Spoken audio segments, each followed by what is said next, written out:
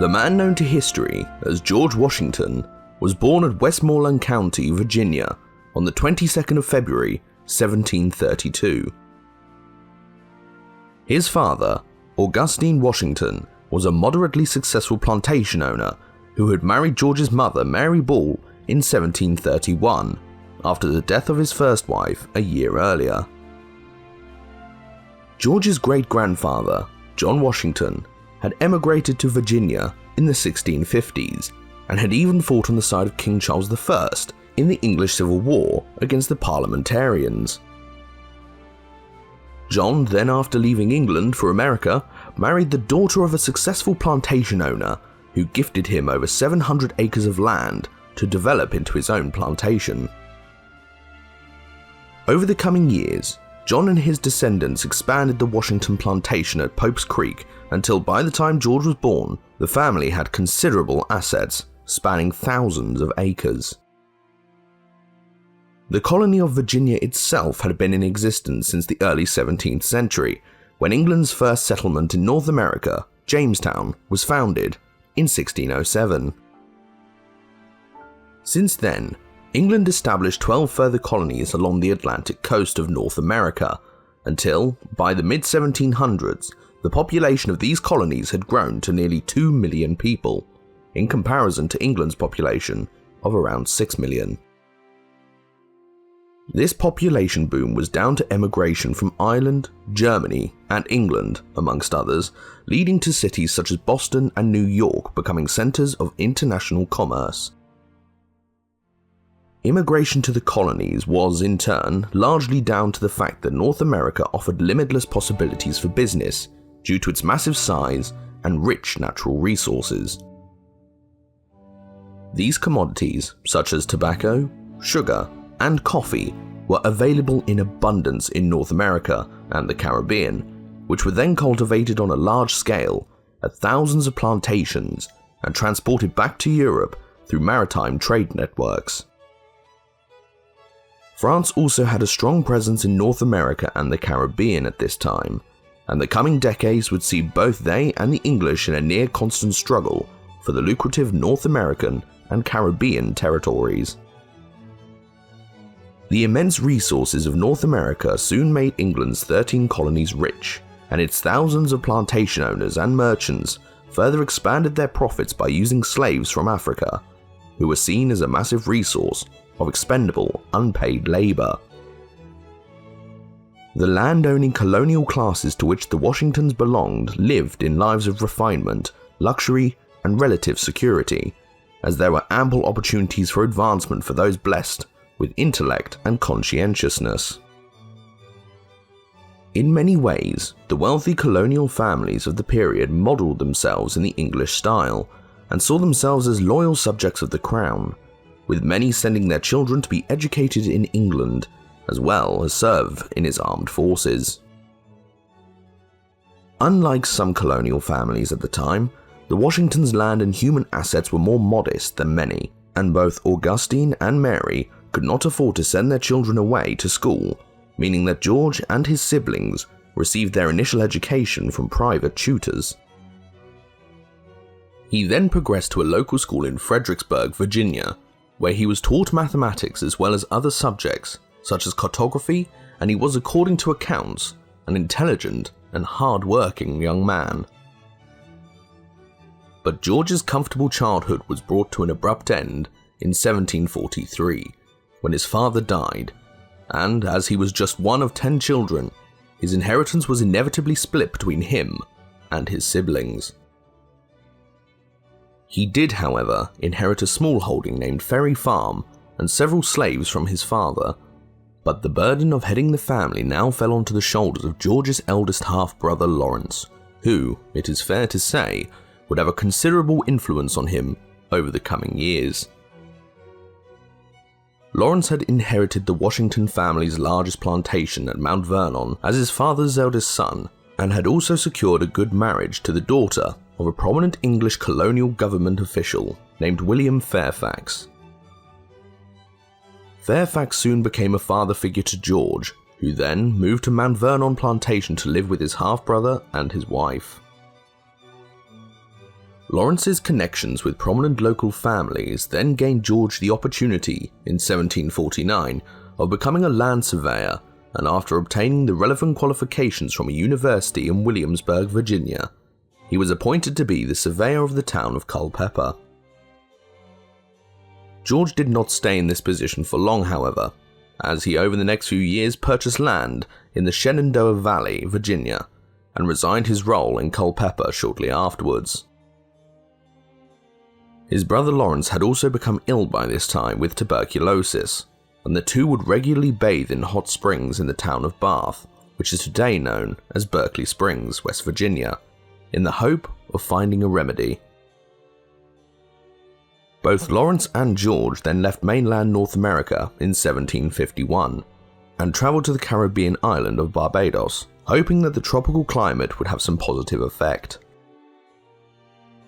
Whilst on the voyage, George contracted smallpox, but catching the disease may very well have worked to his benefit in the long run, as he was now immune from the virus, and after recovering, both he and his brother then returned home in 1752. Lawrence's health, unlike his brother's, continued to fail him, however, and he died in July of 1752 in his early 30s, and after the untimely deaths of his brother's wife and daughter 2 years later, George inherited the Mount Vernon estate.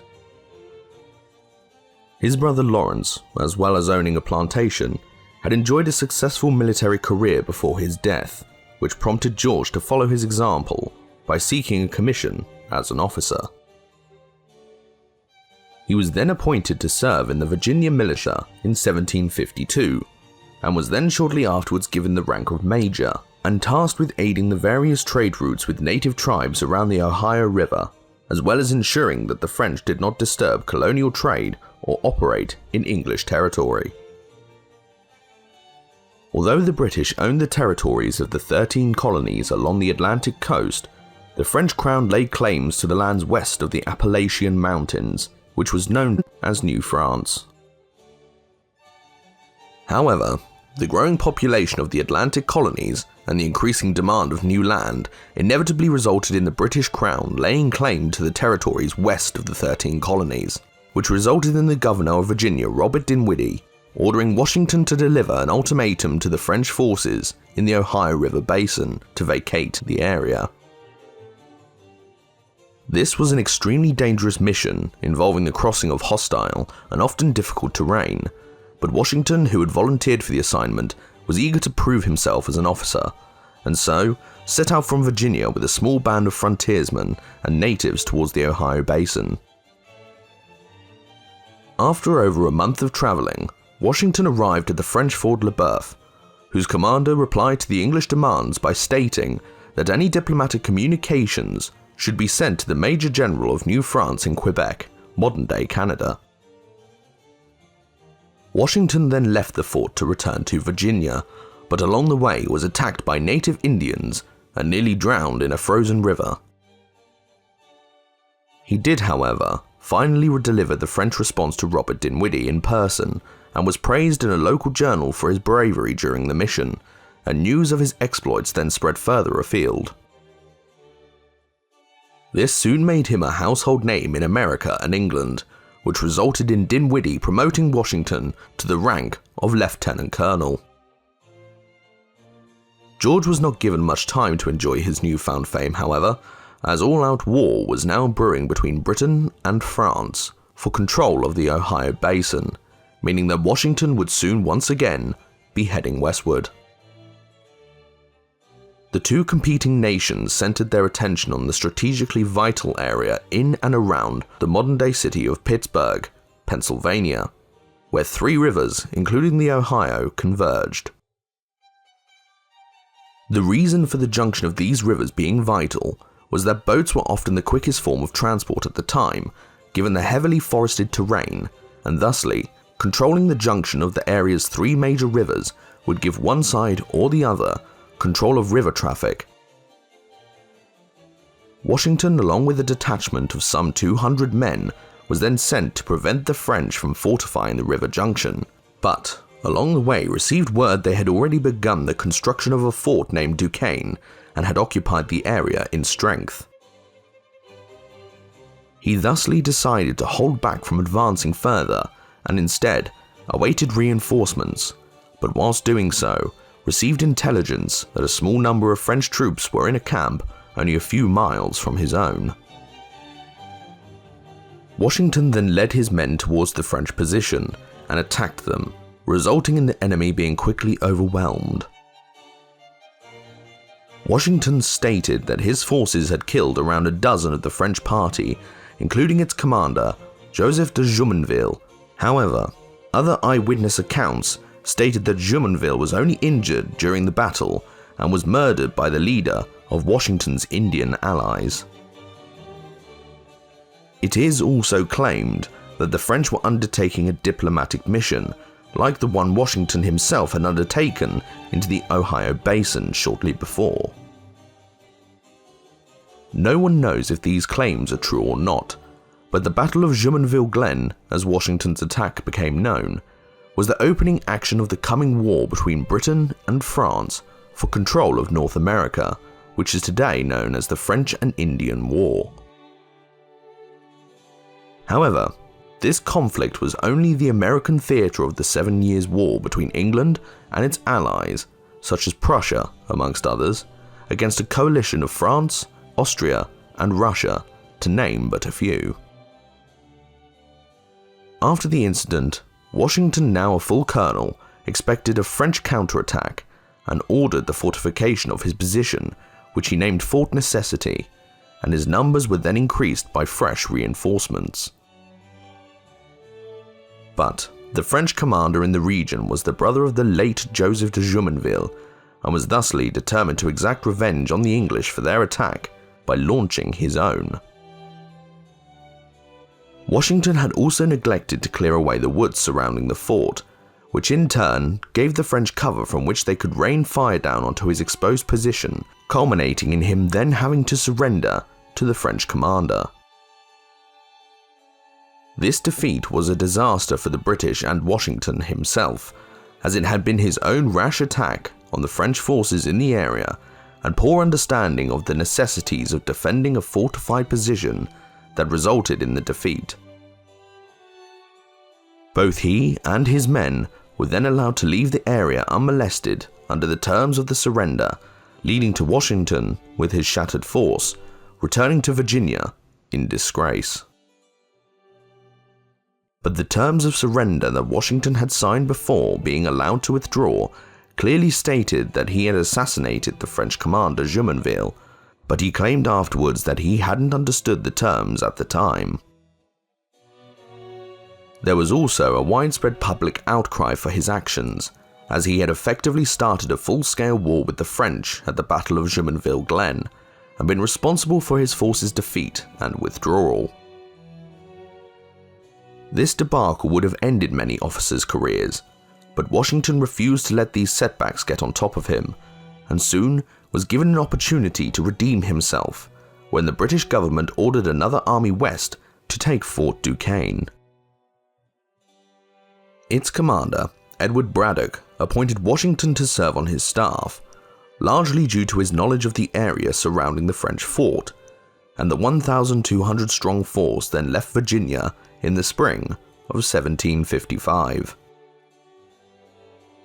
However, whilst marching towards its objective, the British army was ambushed and cut to pieces by a surprise French attack, who, along with their Indian allies, killed or wounded nearly 2/3 of Braddock's force, who was himself killed in action. Washington, despite having fallen ill during the journey, distinguished himself by organising an orderly retreat from the area, and his actions in taking command of the British forces after Braddock's death largely restored his reputation.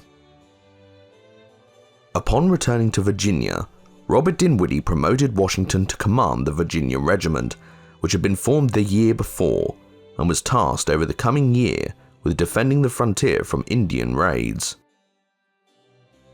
The British then formed a larger force under the Scottish General John Forbes in 1757,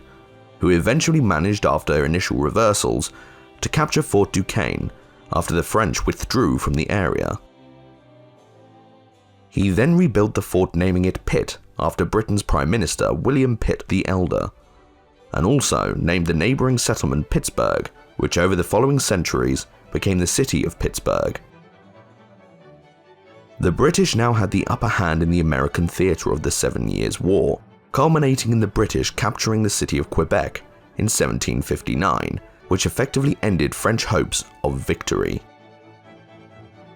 However,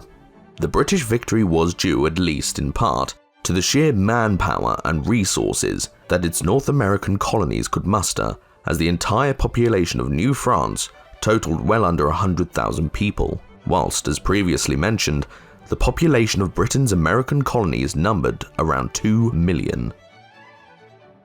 Therefore, the French were always likely to lose the conflict, as they simply could not match the sheer numbers of colonial troops the British could bring to bear.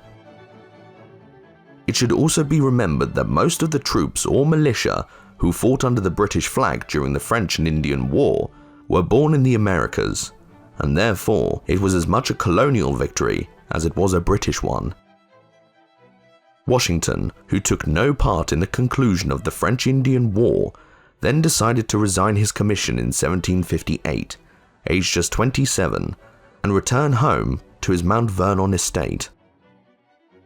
A year later, George married Martha Parke Custis, the widow of a wealthy plantation owner, with whom she had 2 children. This marriage further increased Washington's already sizable estates, and meant that his financial affairs were more secure than ever. He was now amongst the wealthiest men in Virginia, as his union to Martha catapulted him to the very top of the social pecking order, and he now threw himself into the management of his plantations for the best part of the next decade. The acreage of his estates now numbered upwards of 50,000, and by the mid-1760s, Washington was the owner of some 1,700 slaves. He also, after leaving the army, stood for election for the Virginia House of Burgesses in Frederick and Fairfax counties, and at one point, according to accounts, offered the population free alcohol in return for their support. Things were better than ever for Washington, and the future seemed bright. But tragedy soon befell the new married couple when his stepdaughter Patsy suffered a massive epileptic fit whilst having dinner, and despite George's attempts to save her, died in his arms. By the 1760s, anti-British sentiment was growing in the American colonies,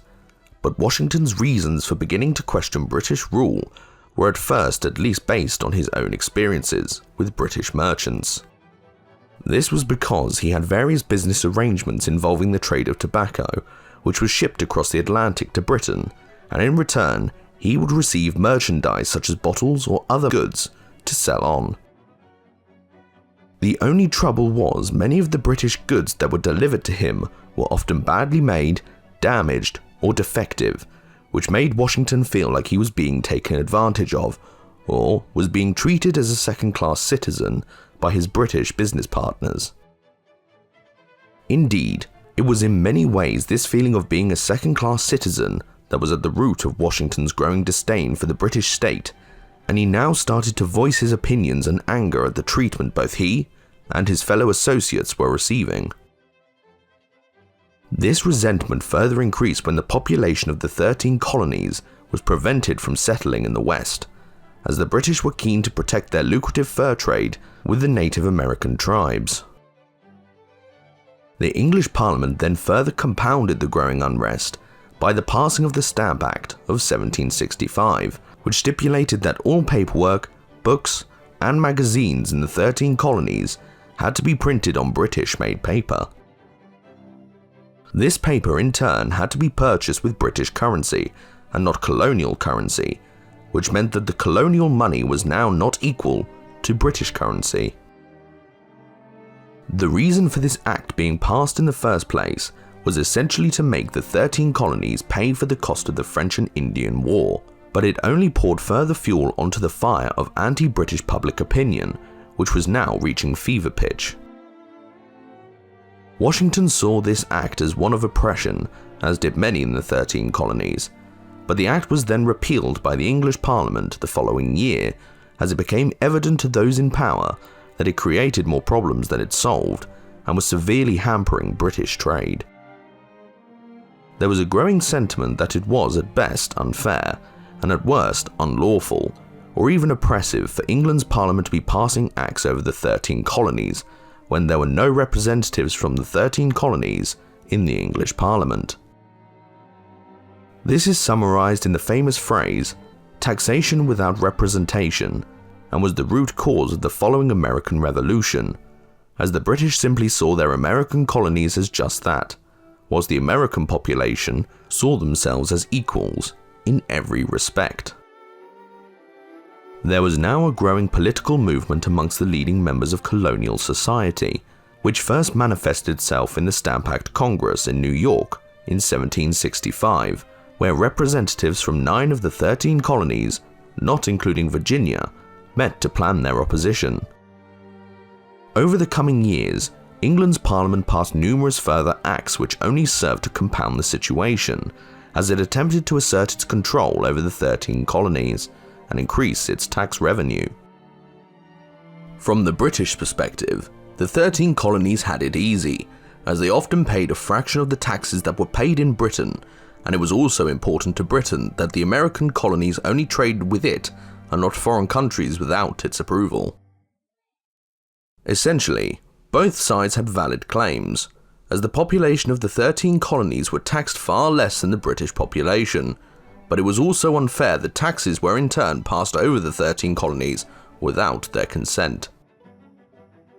This is a classic example of an unstoppable force meeting an immovable object, and it was because of this, combined with both sides' reluctance to compromise, which would eventually lead to all-out war. Washington had helped to organize the resistance to some of the English Parliament's acts in Virginia, resulting in the form of a boycott of British goods until they were repealed.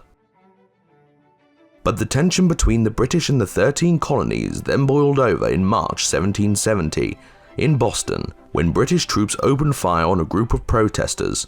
killing several, which became known as the Boston Massacre.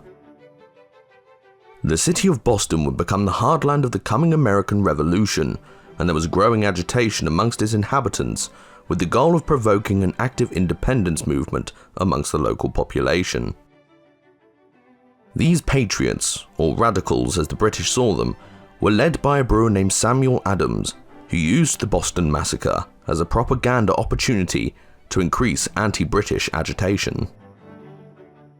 Adams then, on the 16th of December 1773, made a speech at the South Meeting House in Boston, which was designed to provoke a response by those listening by means of playing on their fears of future taxation.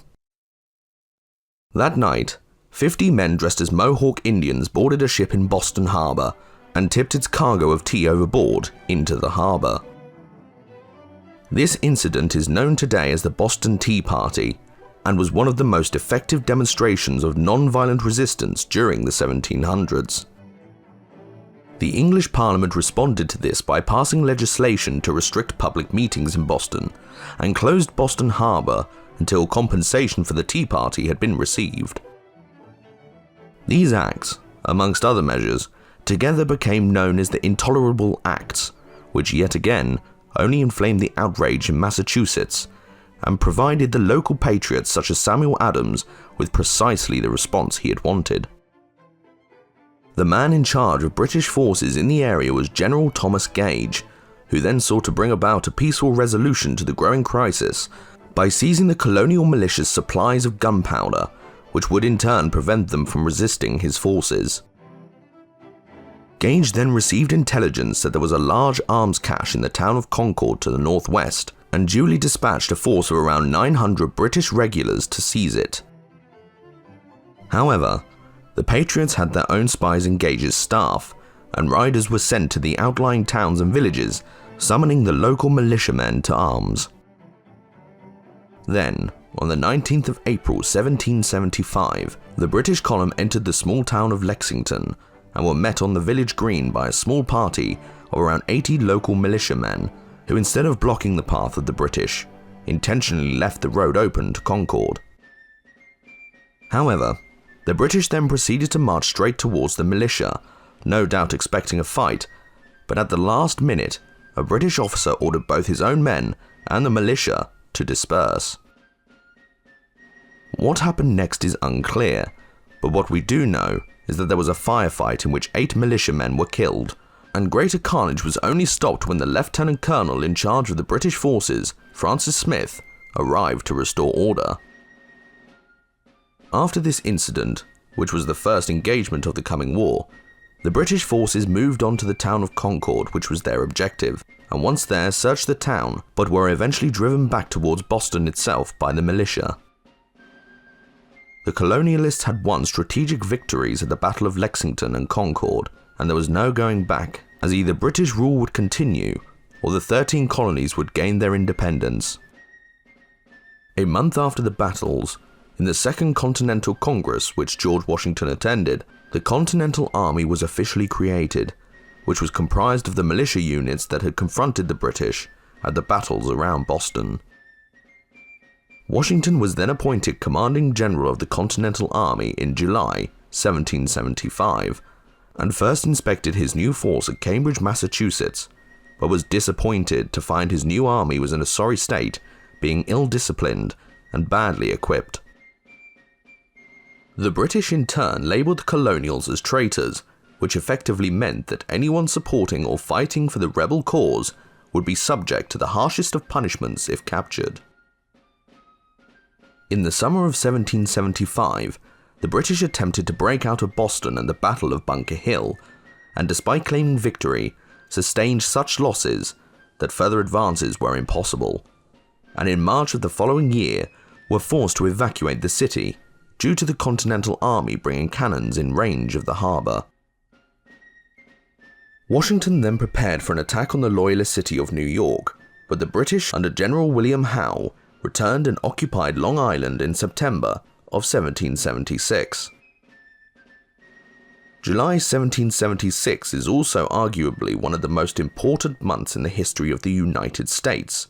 as on the 4th of July, the 13 colonies' Declaration of Independence was ratified. The purpose of this document was to announce and explain that the 13 colonies were declaring their independence from Great Britain, which made it perfectly clear that the coming war was not just simply an uprising, but was instead a full-scale insurrection or revolution aimed at gaining independence from Great Britain. In the meantime, in New York, General Howe had landed with a force of some 40,000 men, all of whom were professional soldiers, whereas Washington's force, although comparable in numbers, were not nearly as highly trained or disciplined, as many of them were simply armed citizens or militia.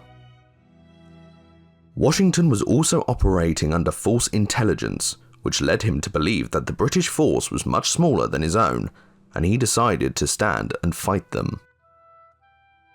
Over the coming days and series of engagements, the British were able to force the colonials to withdraw across the Hudson River, and Howe was then welcomed into New York as a liberator by its loyalist population. This period in the winter of 1776 was arguably the darkest period for the colonials during the Revolutionary War, as Washington's Continental Army now numbered in the region of only a few thousand men who were poorly equipped, trained, and fed. The Continental Army was then granted a reprieve, as Howe, who arguably should have pressed home his advantage as soon as possible, decided to overwinter in New York and wait for spring. Around a quarter of his army at this time consisted of German-born mercenaries known as Hessians, a number of whom during the winter of 1776 were posted the north bank of the River Delaware at Trenton, at the southwestern edge of British-held territory. On Christmas Eve 1776, Washington devised a plan to cross the Delaware and attack the Hessians stationed at Trenton. He then led the attack in person on the morning of Boxing Day, the 26th of December, and conducted a successful surprise attack on the Hessians, in which their commanding officer was killed, hundreds were captured, and large amounts of supplies were seized.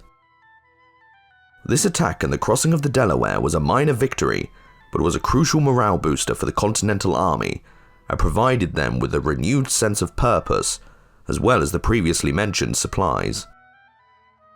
The next summer, the British launched a major invasion of the 13 colonies from their main base in Quebec, which was led by General John Burgoyne.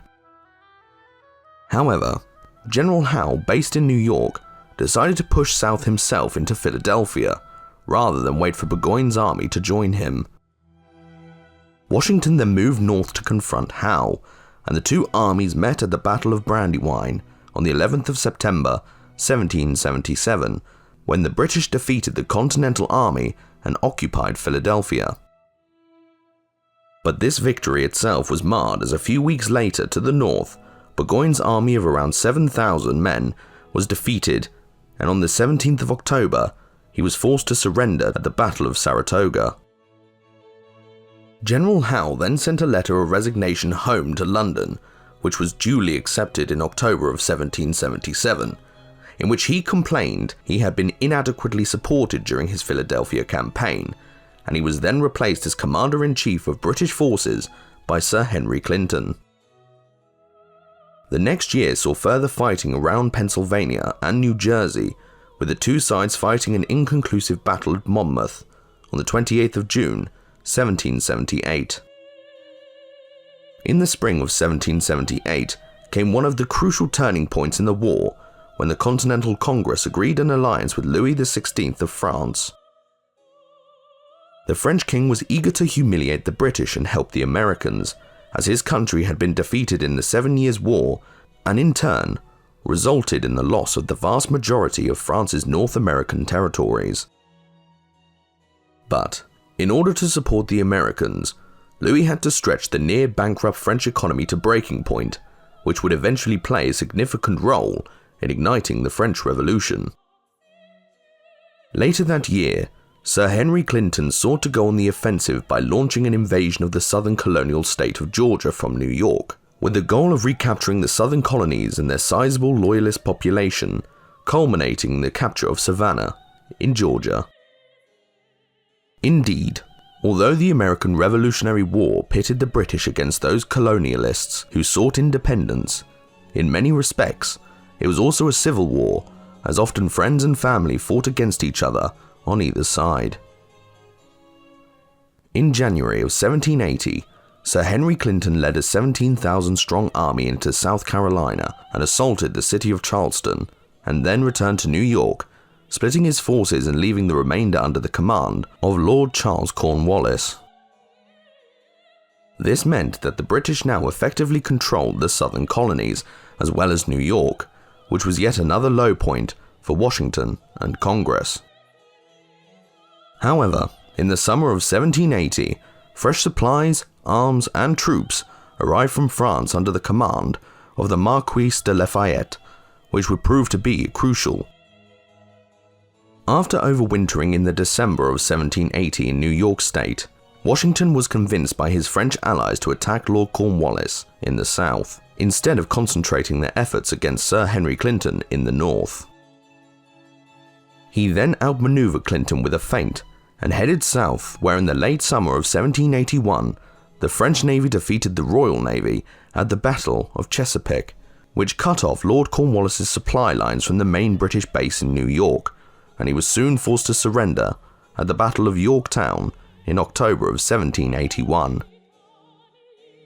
The British then withdrew from Savannah in 1782, and a peace treaty was then finally signed on the 3rd of September 1783 in Paris, ending the war, resulting shortly afterwards in 1783, the last British troops within the 13 colonies were evacuated from New York. In many ways, the British had always been fighting an uphill battle in their attempt to retain the 13 colonies. As with the French before them in the French and Indian War, they were massively outnumbered by the colonial population, and their supply lines stretched thousands of miles across the Atlantic. As his job was now done, Washington resigned as Commander-in-Chief of the Continental Army in December of 1783, and returned to Mount Vernon the following year, where he once again oversaw his estates. 4 years later, Washington was elected to oversee the Constitutional Convention starting on the 25th of May 1787, resulting in the American Constitution then being formally signed on the 17th of September, 1787.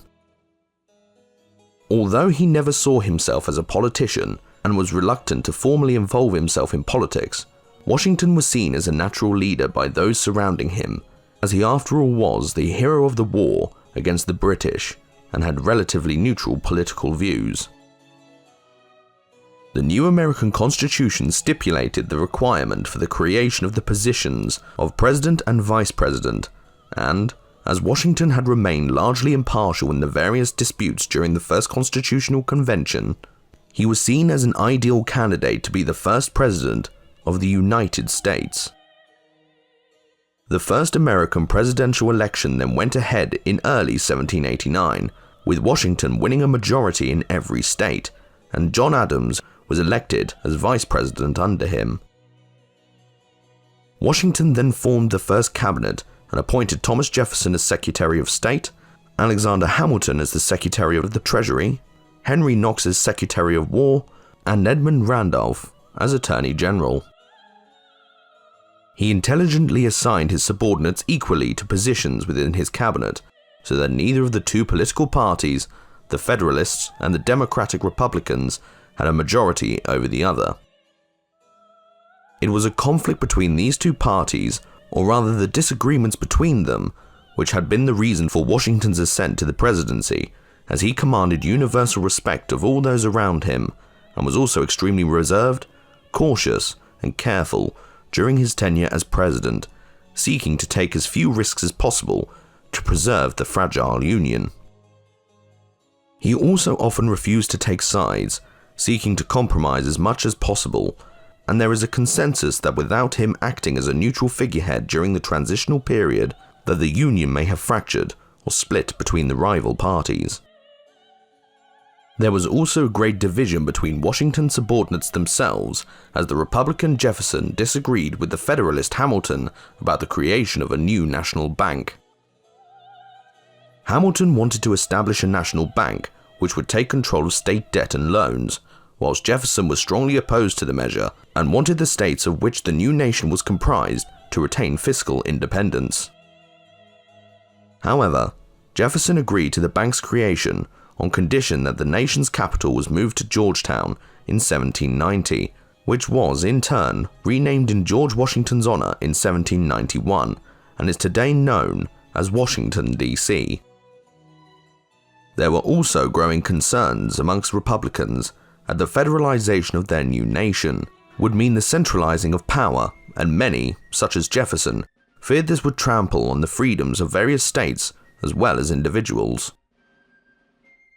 This led in December of 1791 to the First Amendment being ratified, which along with the Bill of Rights was designed to protect freedom of religion, press, and speech to name but a few, and address the concerns of the anti-federalists, such as Jefferson, who feared that the centralization of power would lead one day to the kind of tyranny the 13 colonies had fought so hard to escape. The First Amendment and Bill of Rights are still regarded by many as being amongst the most important documents in the history of the English-speaking world, as they enshrine civil liberties into the American Constitution and are, along with the Magna Carta and English common law, the foundations of American democracy. Over the coming years, Washington declared America's neutrality when Europe was engulfed in the French Revolutionary Wars, and also spent the next few years overseeing America's victory in the Northwest Indian War against Native American tribes who were allied with the British. He was then re-elected for a second term in February of 1793, but during his second term, the division between the two parties in his cabinet increased as they bickered over various issues, leading to Washington himself being heavily criticized in the Federalist and Republican press, which hurt him deeply.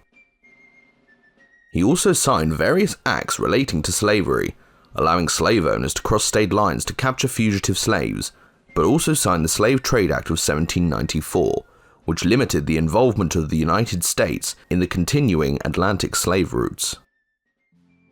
The president then in 1794 signed another act to create the United States Navy, and at the end of 1797 made the decision to retire and return to his estates at Vernon, Virginia.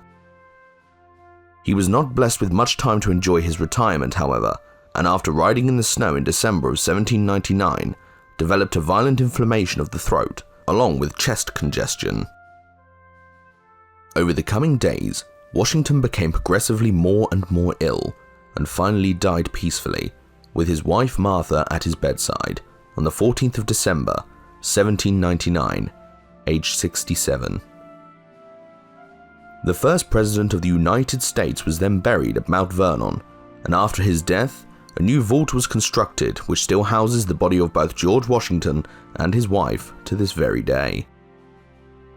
George Washington is today seen as one of, if not the most important figure in American history.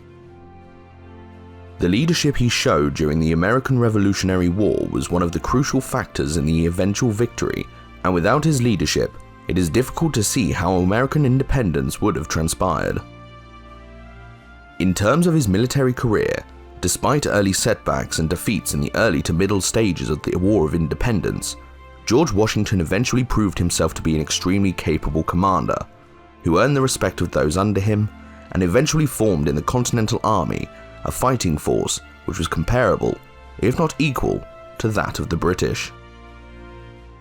He is sometimes criticized for owning slaves and being an active participant in the slave trade, but it is important to remember that Washington was born into an age where slavery was the accepted norm for the ruling classes, and that he knew no different or better. George Washington is seen by many people today, as he was by his contemporaries, as the perfect candidate to lead the United States in the years of its birth, as his cool, calm, cautious leadership brought stability to the early republic, and also brought the vying political parties together under his authority. During his presidency and afterwards, George Washington became an icon or a symbol which the people of the United States could rally round and believe in, which is just as true today as it was over 200 years ago.